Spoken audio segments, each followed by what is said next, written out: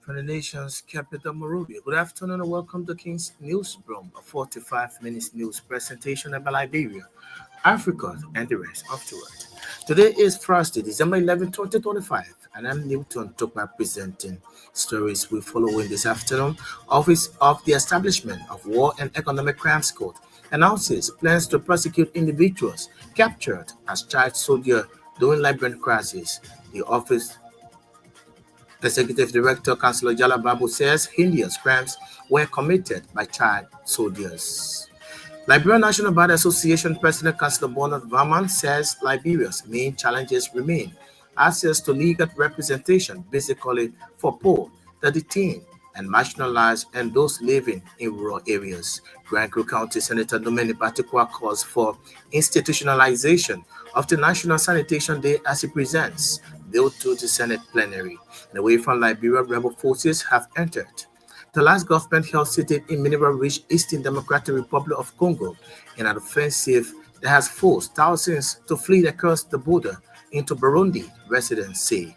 A senior government official in Benin has told the BBC that the leader of Sunday's failed coup is taking refuge in neighboring Togo. These plus the news bulletin about international developments and our package. We are taking a very short break. To be right back.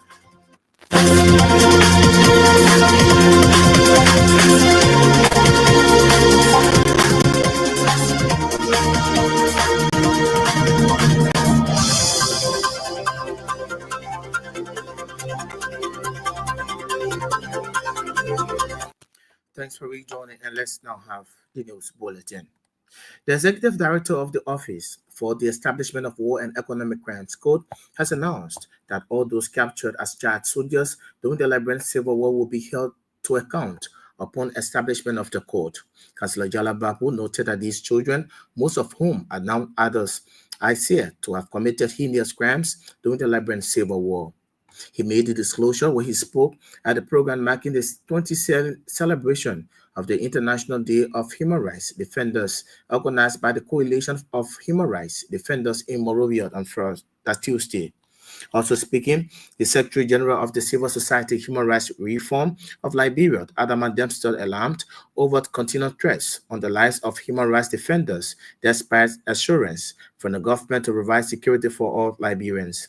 Dempster, who pointed out the importance of ensuring a safe environment for all Liberians, encouraged human rights defenders to keep defending human rights of people within the context of the law. They should have no fear. The president of the Liberian National Bar Association has described human rights as everyday essentials and not abstract ideas, adding that they are the line between justice and impunity. Councillor Bernard Varman said the legal community carries a special responsibility as a custodian of law. Their vigilance, courage, and integrity shape the public trust in the justice system. He noted that upholding human rights is not just a professional duty, but a national calling where we must defend the vulnerable, support the survivors of injustice, scrutinize power, and ensure that the courts remain sanctuaries for fairness and areas of equality. The LMBA president, according to our judicial correspondent, stressed that one of the greatest human rights challenges in Liberia remains access to legal representation, especially for the poor and detained and marginalized and those living in rural areas. Councillor Bonham is therefore calling on the government to deepen reforms, ensure accountability, and thus uphold constitutional guarantees with consistency, resolve, and renew our collective commitment to building a society where rights are respected and policy, practice, and everyday interactions.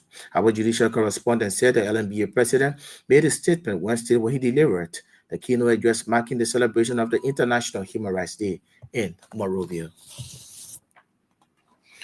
Grand County Senator Dominic Batikwa has submitted a bill to the plenary of the Liberian Senate titled an act to declare the first Saturday of every month as National Sanitation Day. Speaking with reporters following the submission of the bill, Senator Batikwa said the bill aims to declare and institutionalize the monthly nationwide cleanup campaign introduced during the administration of former President Ellen Johnson Sirleaf under the stewardship of former Monrovia City Mayor Mary Brom. The Grand Creek County Senator added that the bill will be named after former Monrovia City Mayor Mary Brom as Mary Brom Sanitation Day. The senator noted that the dedicating 4 hours of every first Saturday to cleaning homes, business areas, and public spaces once played a pivotal role in promoting cleanliness, public health, and civic responsibility. In addition to the sanitation bill, Senator Batikwa raised urgent concerns about the growing presence of foreign nationals obtaining mining licenses and exploiting Liberia's mineral resources without the regard for community well-being or national benefit. He pointed to mounting evidence of road damage caused by mine operations damage that ultimately requires government funds to repair it, and also highlighted a dangerous impact of rock blasting, which often causes horses in nearby communities to shake, crack, and deteriorate, exposing residents to unsafe living conditions. The Minister of Agriculture, Dr. Alexander Nota, says the ministry has strengthened agricultural systems and improved services to farmers across Liberia in the coming days. Dr. Nota, who spoke at the one-day extension conference in Ganta, praised extension staff and technicians for their dedicated work, calling them the ministry's direct link to farming communities. He described straight value customers, adding that they must be treated with care and respect. The Agriculture Minister highlighted progress in expanding extension staff and plant technicians nationwide, for challenging district agriculture officers to prepare district-specific plans and outline key value chains, achievements, challenges, and recommendations for 2026. Dr. Nutat emphasized the ministry's One MO8 approach aimed at promoting stronger collaboration and advancing sustainable agricultural development. The Liberian delegation to the ECOWAS Parliament has presented the country's report on the regional body. Presented a report on behalf of the group. Representative Samuel Anders highlighted improvements in the Liberian economy, increase in national budget for 2026, among others. Representative Anders emphasized that Liberia's GDP is projected to grow at 5.4% in 2026 out of 4.6% in 2025. He attributed the growth in the economy and GDP to the extension of agriculture, mining service, and development.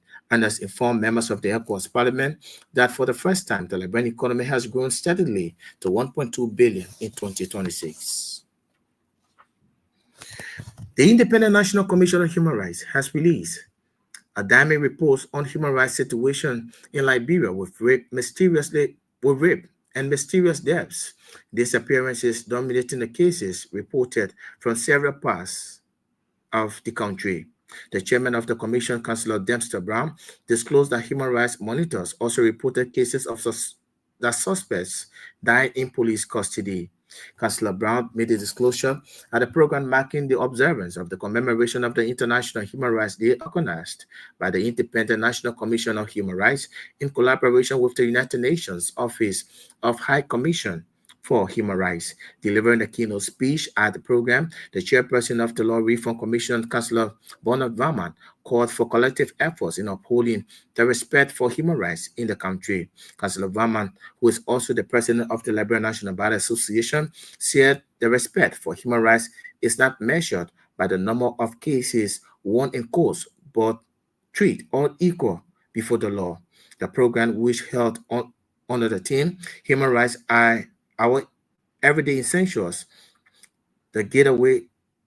that's the gateway to democracy, was graced by people including members of the diplomatic corps, officials, government representatives of civil society organizations, and students from several schools in Monrovia and its environs. The Ministry of Justice and partners I said to be drafting National Human Rights Action Plan in order to protect human rights defenders in Liberia. The Director of Human Rights Department at the Ministry of Justice, Kutaka Tokpa disclosed the action plan incorporates all international protocols and conventions of human rights and defenders. Tokpa made a disclosure at the 27th celebration of the International Day for Human Rights Defenders organized by the Coalition of Human Rights Defenders in Monrovia recently. According to him, the action plan would identify all the provisions and to put in place preparation writings. The Liberal Labour Congress Alliance has commended the management of Monrovia Breweries for suspending its human resource manager following allegations of persistent labor rights violations and abusive labor practices. On Monday, December 8th, aggrieved employees of Monrovia Brewery staged a protest accusing the resource manager of unfair labor practices and calling for his immediate resignation. The civil society organization has publicly endorsed the workers' action, describing it as a necessary step to defend their dignity rights and the future of labor protection in Liberia. Speaking to King's FM News Wednesday following the company's decision, LLGA executive offered the suspension, describing it as a significant move toward addressing employees' concerns and safeguarding their rights. Tengbet noted that employees' grievances stem from decades of broken promises, exploitation, and a management culture that has normalized the humiliation of Liberian labor. The National Fisheries and Aquaculture Authority, NAFA, has officially launched preparations for the 2026 Fisheries Investment Conference, an event designed to unlock new investment, expand innovation, and reposition Liberia's fisheries and aquaculture sector. Launching the initiative in Monrovia, Director General Sarah Sigbe described the conference as a transformative opportunity that will determine how Liberia manages, invests in, and derives value from one of its most critical natural resource sectors. According to him, the event is not just a gallery, but a platform to unlock investment, stimulate innovation, and forge partnerships that will underpin the modernization and expansion of Liberia's fisheries and aquaculture sector. He mentioned that Liberia's fisheries sector supports the livelihoods of thousands and remains a major pillar of food security. He said, yet, despite abundant marine resources, the strong regional demand, the sector and continues to operate far below its potential. He indicated that national revenue has been dependent largely on fees from industrial fishing vessel licenses and arrangement that experts say it exposes the country to fluctuations in vessel activity and the standard market conditions. He noted that the infrastructure remains weak, artisanal communities lack modern equipment, aquaculture is underdeveloped, and value addition facilities are scarce. Sigbert acknowledged the reality, noting that the sector is surviving rather than progressing, a situation Walker administration has vowed to change. A resident of the township of Virginia, Isaiah Sagba, a local businessman, has accused Virginia Township Commissioner Tanki Dukley of bad administrative and financial dealings, noting that the Virginia Commissioner is in the habit of collecting monies from individuals under the pretense of giving them squatter right. Sagbat also accused Commissioner Dukley of referring to the Liberal Land Authority, said that the Virginia Commissioner has increased municipal tax from LRD US 50,000. He further called on national authorities to initiate thorough investigation in the use of funds collected from businesses in the area, alleging that monies collected from businesses are being diverted into personal use. In an exclusive interview of King Stephen Wednesday, Sagbat, a local businessman in the area, said 2024, he paid over US 200 to the commissioner office, but he yet to be given a spot. According to him, he was charged the total of US 300 for squatter right for the establishment of his business along the Hotel Africa Road, but is yet to receive spot, not a refund. He expressed disappointment, noting that despite efforts made since October 2024 for adult relocation or reform, the commissioner recently told him that his funds would not be refunded or relocated because he disrespected her office by seeking Liberal Land Authority intervention. In response to the allegation, Virginia Township Commissioner, through its clerk Jerry Conan, acknowledged that in 2024, Azariah Sickbed paid US 200 to the office of the commissioner, but have not gotten support due to disagreement. According to Conan, he will ensure that the funds of the local businessmen are refunded or they fought further claims and counterclaims. The County District 3 Representative Simon Mobile has vowed to abstain from voting on the House of Representatives' proposed 14 new electoral districts. According to him, the process did not follow constitutional procedures, noting that it is important that House leadership revisit the decision. He noted that Constitution allows the legislature to create new districts and counties, but only under a strict conditions, stating that the conditions include minimum population and land size requirements, local consent, and proof that any new area can be financially supported. He argues that the committee report did not explain how the additional lawmakers will be funded, warning that additional or adding more districts could increase government expenditures, which could affect major national priority. The Massachusetts County District lawmaker wants the legislature to avoid creating financial pressure on the government and should operate within the current budget unless there is a clear need to expand. He maintained that the creation of administrative areas must be based on constitutional requirements, public interest, and financial sustainability. Residents of Cinco 9th Street are expressing serious frustration over what they describe as mass demolition of homes and properties by the Ministry of Public Works during the festive season.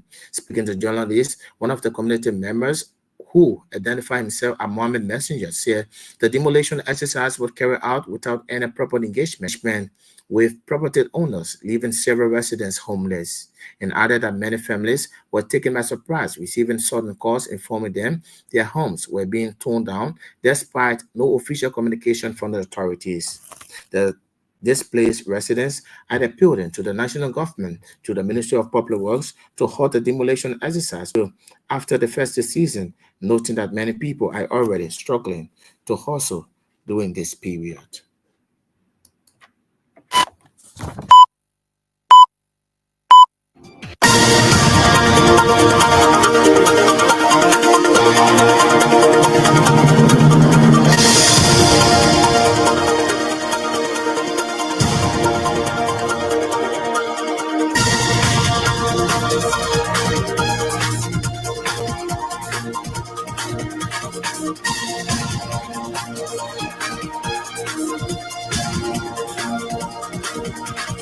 What if you just joining us? A reminder you're listening to King's News, run a 45 minutes news presentation about Liberia, Africa, and the rest afterwards. Today is Thursday, December 11, 2025, and I'm Newton Tupa presenting stories we're following this afternoon.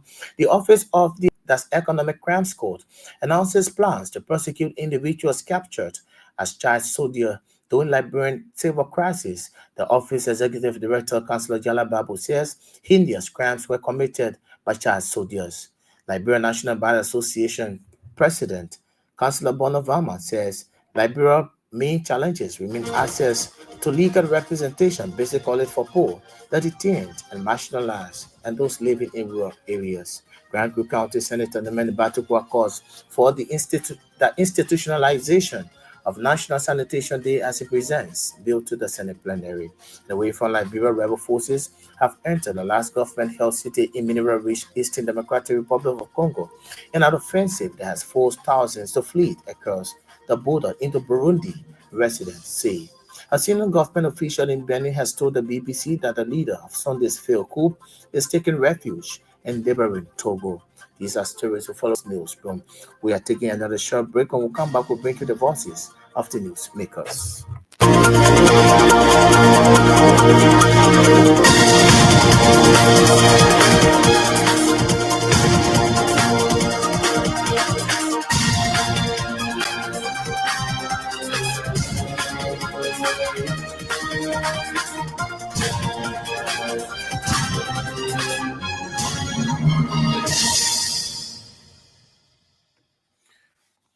Thanks for rejoining. On this development right now this afternoon, the executive director of the Office for the Establishment of War and Economic Crimes Court has announced soldiers during the Liberian Civil War will be held to account upon the establishment of the court.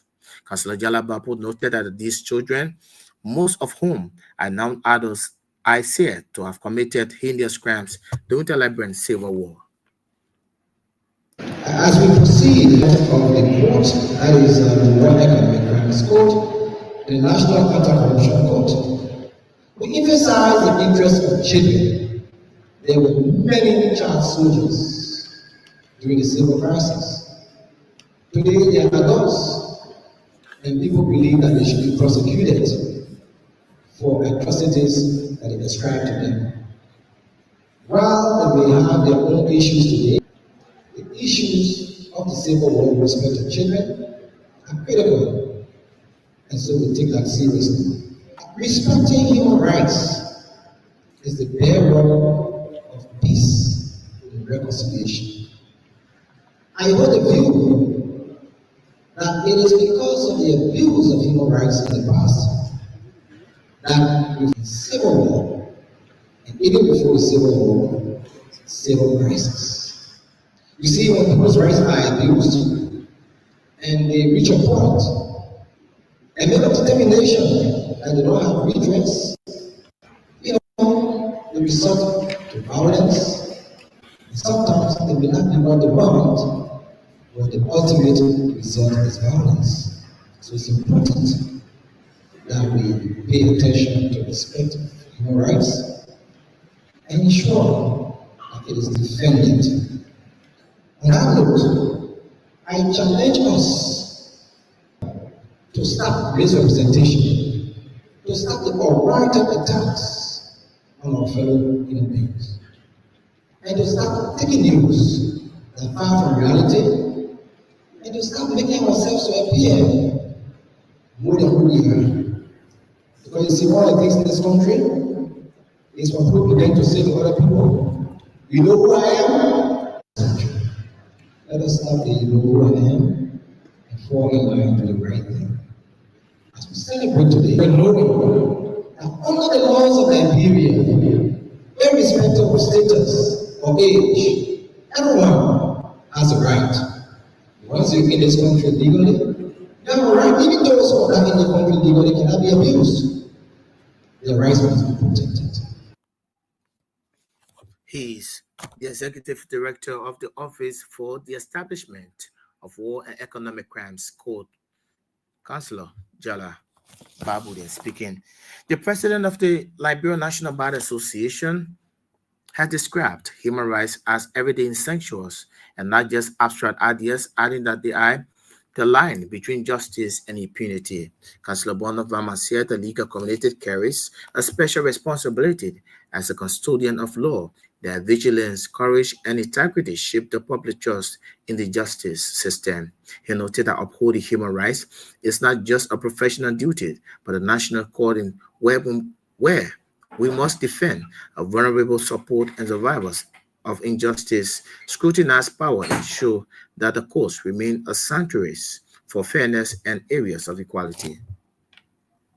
On this International Human Rights Day, let us renew our collective commitment to building a society where rights are respected in policy, in practice, and in everyday interactions, where the dignity of every man, woman, and child is upheld, where democracy is not merely spoken about, but lived through transparency, accountability, and respect for the rule.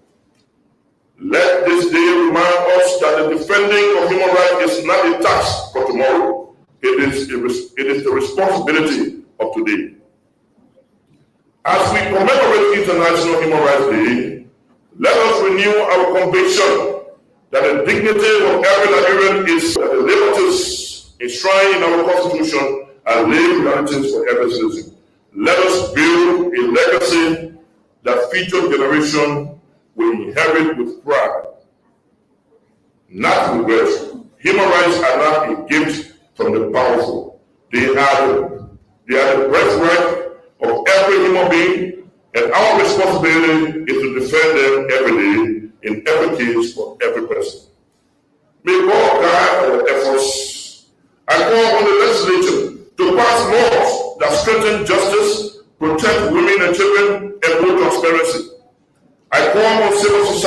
and the media to remain courageous voices for the voiceless. I call on our international partners to stand with Liberia as we strengthen our democratic and justice institutions.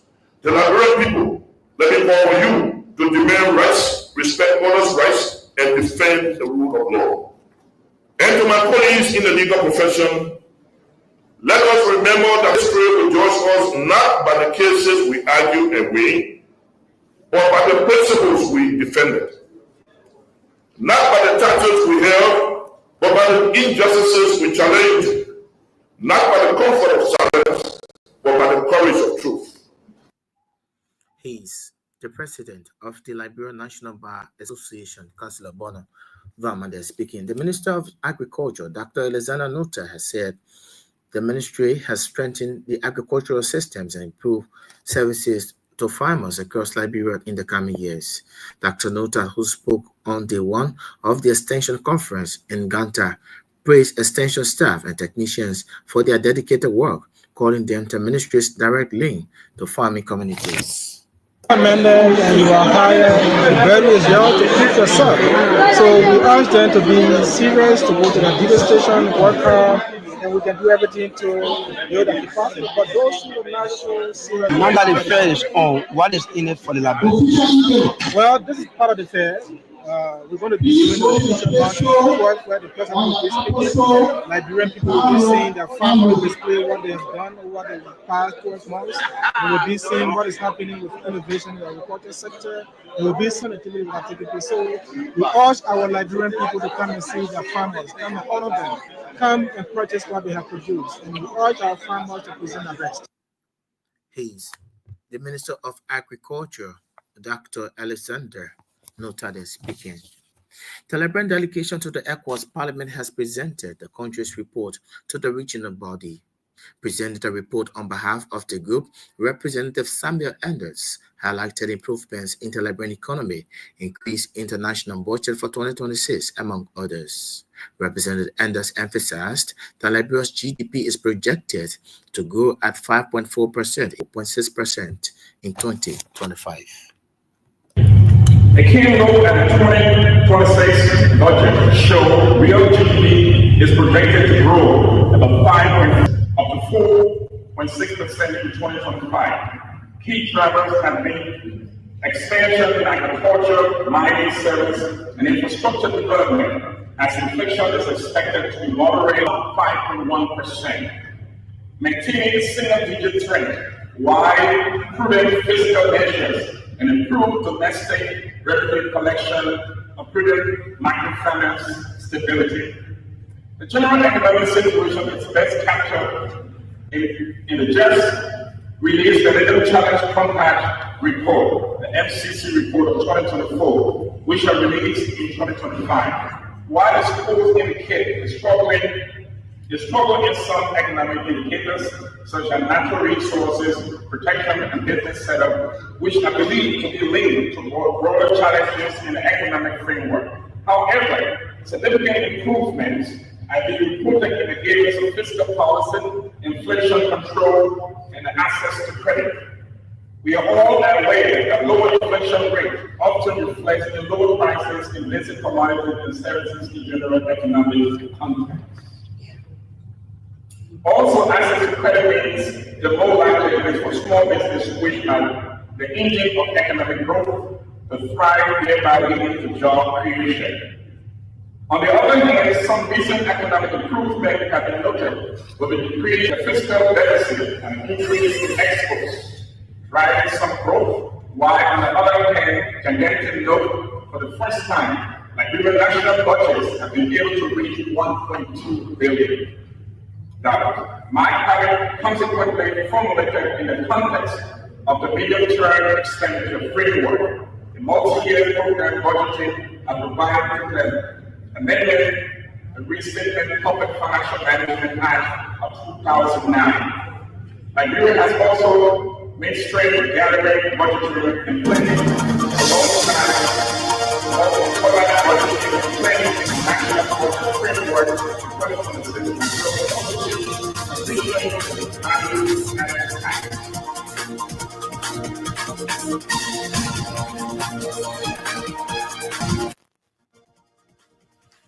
The voice of Representative Samuel Anders presenting the report on behalf of the Liberian delegation to the ECOWAS Parliament.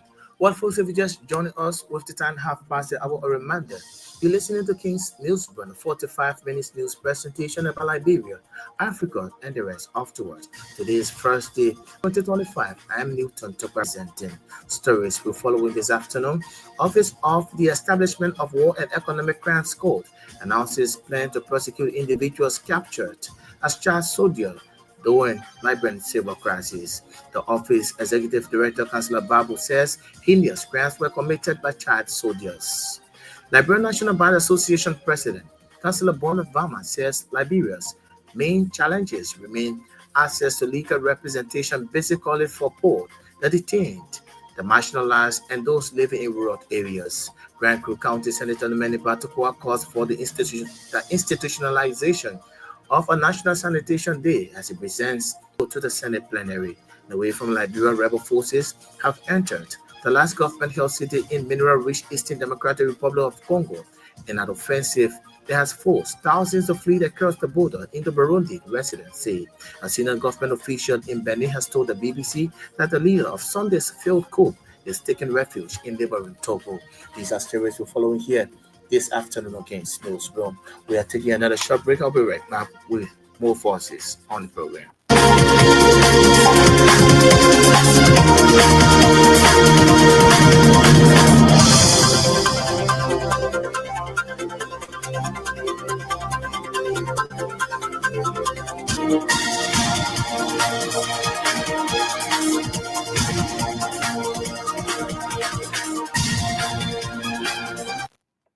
And thanks for rejoining. On this one now, the Independent National Commission on Human Rights has released a dynamic report on human rights situation in Liberia with raped, mysterious deaths, and disappearances reported from several parts of the country. The chairman of the commission, Councillor Dempster Brown, disclosed that human rights monitors also reported cases of suspects dying in police custody. Councillor Brown made a disclosure at the program marking the observance of the commemoration of the International Human Rights Day organized by the Independent National Commission on Human Rights in collaboration with the United Nations Office of High Commission for Human Rights.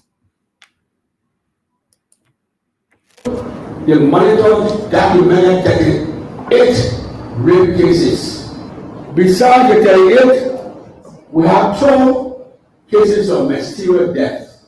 We have cases of suspects dying in the police cell. The police is responsible to protect life and property. But if we have such report, there is no diplomacy in human rights business. You have to see exactly what is happening. Because every day something must happen. Day before yesterday night, I was sleeping. They called me from River D. A 2-year-old girl, Mama, we are disappeared. Up to this time, the whole area is upside down. In South Sweden. What is happening? When the issue of disappearances was too high, I went to the Minister of Justice again, and I asked him, I said, but do you know that people getting to disappear? A human rights lawyer. It's not easy. Your life is flexible. I always tell people, when you want to kill me, you kill yourself. I'm going to die right now. I can't worry about when I die. So, I'm going to tell you, you are my children. And yesterday, when I was in my office, the gentleman that was killed, the boy Pombolova, to Pomota. The mother went to crying. He was shot by a police officer. She said that he said that they will bury him. Let them bury him if you want to take on a fire. You can sue the police. That means because 2 children who will take care of the children will visit the house of Paul. And he was ready to tell us how he was killed. I entered the room with my manager, took the blood all over the wall, and shot the man 8 times. Only the doctor responded to people who were responsible. It is the Minister of Justice. He is the chairman of the commission, Councillor Dempster Brown, they're speaking. The Minister of Justice, I said, to be drafting a national human rights action plan in order to protect human rights defenders in Liberia. The Director of Human Rights Department at the Ministry of Justice, Das Kutaka Tukpa, disclosed that the action plan incorporates all international protocols and conventions on human rights and defenders. Tukpa made a disclosure at the 27th celebration of the International Day of Human Rights Defenders organized by the Coalition of Human Rights Defenders in Monrovia recently. We are working to ensure that we complete the third National Human Rights Action Plan for Liberia. And for those of you who may understand the action plan, it incorporates the provisions in all of the core human rights treaties and convention and identifies activities that when implemented, human rights in Liberia will be improved. I also want to leave with us that the issue of human rights, especially economic, social, and cultural rights, are progressive and they are realized progressively. So we have begun to see some of the progressive steps the administration is taking to ensure that economic, social, and cultural rights are enhanced, the enjoyment are enhanced. And we can take note of what will be done in the next 4 years to be able to measure the impact.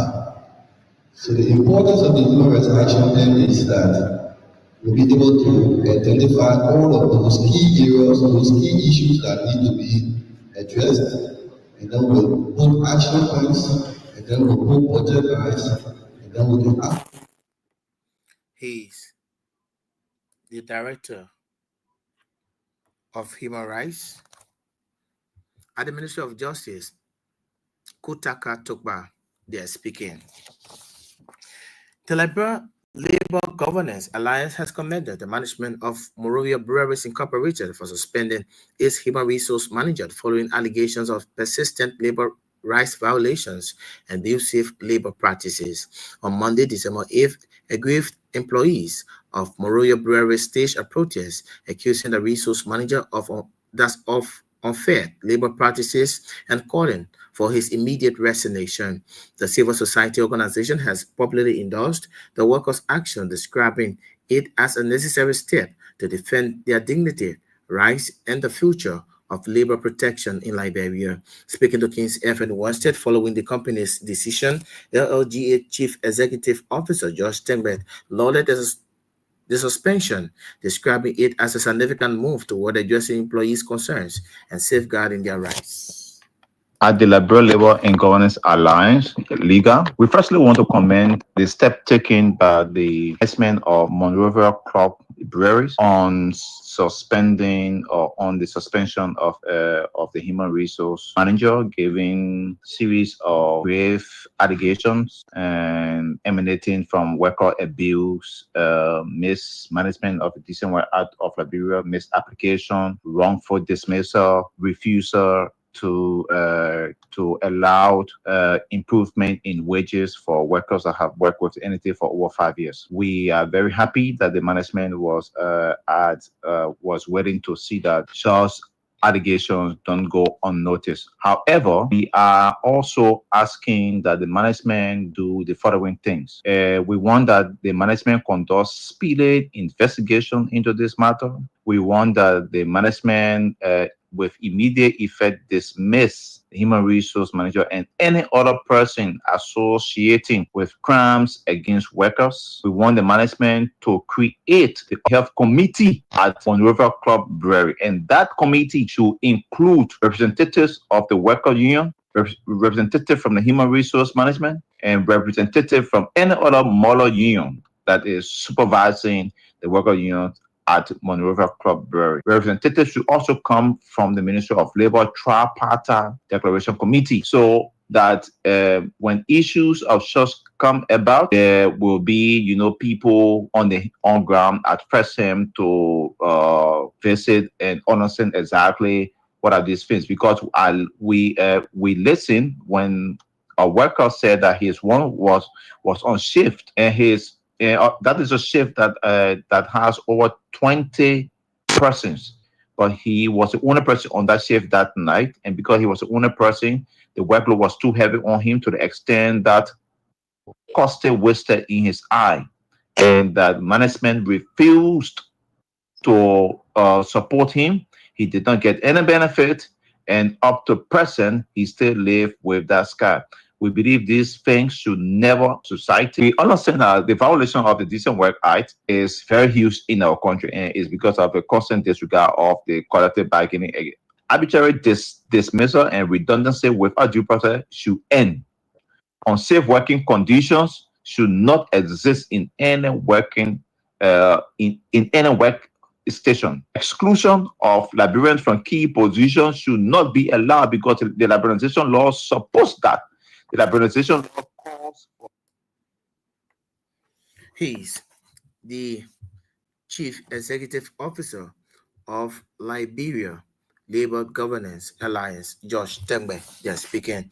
The National Fisheries and Aquaculture Authority (NAFA) has officially launched preparations for the 2026 Fisheries Investment Conference, an event designed to unlock new investment, expand innovation, and reposition Liberia's fisheries and aquaculture sector. Launching the initiative in Monrovia, Acting Director General Sarah Sigbe described the conference as a transformative opportunity that will determine how Liberia manages, invests in, and derives value from one of its most critical natural resource sectors. According to him, the event is not just a gathering, but a platform to unlock investment, stimulate innovation, and forge partnerships with which would underpin the modernization and expansion of Liberia's fisheries and aquaculture sector. Today marks the beginning of our journey toward a landmark event scheduled for March 30th to 31st, 2026, which will convene global investors, innovators, policymakers, and leaders committed to sustainable fisheries and aquaculture. Our fisheries sector, while vital to national food security and economic activity, is currently surviving rather than progressing. Recognizing this, one of the major priorities of this government, led by His Excellency Joseph Human Boycott Sr., is to diversify revenue streams for the National Fisheries and Aquaculture Authority, moving away from our over-reliance on industrial vessel licensings toward more reliable and sustainable sources of revenue that will enable the authority to grow and deliver its mandate effectively. Against this background, NAFA, with approval from the Board of Directors, has developed a comprehensive resource mobilization strategy with the Fisheries Investment Conference serving as a key component of this strategy. He's the acting director of the National Fisheries and Aquaculture Authority, Cyrus Sigbe, speaking. And away from Liberia, rebel forces have entered the last government-held city in mineral-rich Eastern Democratic Republic of Congo in an offensive that has forced thousands to flee across the border into Burundi, residents say. Heavy artillery and gunfire could be heard in Uvira, with terrified residents describing the situation as chaotic. The escalation in fighting comes despite the peace deal brokered by U.S. Donald Trump last week between DR Congo's President Felix Tshisekedi and Rwanda's Paul Kagame to end the long-running conflict. The M23 rebel group said it had liberated the city, while UN-backed Radio Okapi quoted residents as saying that rebel fighters were on major streets. A senior government official in Benin has told the BBC that the leader of Sunday's failed coup is seeking refuge in neighboring Togo. Speaking on condition of anonymity, the official said the government will request Lieutenant Colonel Pascal Tigre extradition. Togo's government has not yet commented. The failed coup came after a series of military takeovers in West Africa, raising concern that democracy is increasingly on threat in the region. It was thwarted after regional power. Nigeria sent fighter jets to dislodge the mutineers from a military base and the office of state TV following a request from President Patrice Talon's government. On that notice, I would like to go home this afternoon on this edition of the program King's News, run a 45 minutes news presentation about Liberia, Africa, and the rest of the world. But just before we go home this afternoon, let's remind you of stories we've been following.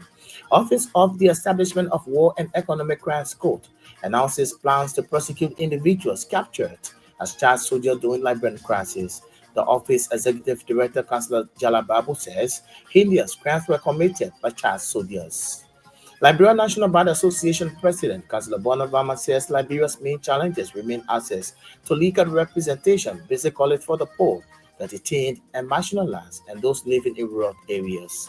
Grand Creek County Senator Numeni Batikwa calls for institutionalization of a National Sanitation Day as he presents bill to the Senate plenary. And away from Liberia, rebel forces have entered the last government-held city in the mineral-rich Eastern Democratic Republic of Congo in an offensive that has forced thousands to flee across the border into Burundi, residents say. A senior government official in Benin has told the BBC that the leader of Sunday's failed coup is taking refuge in neighboring Togo. These are stories we follow here this afternoon on King's News Brom. I would like to say many thanks to all of our reporters, correspondents, news editors who helped in making this package. Our sources, better still, join us this evening at 6 o'clock. I wish time we will be here with another splendid edition of the program. My name is Newton Tugba. Thanks for listening and watching. Good afternoon.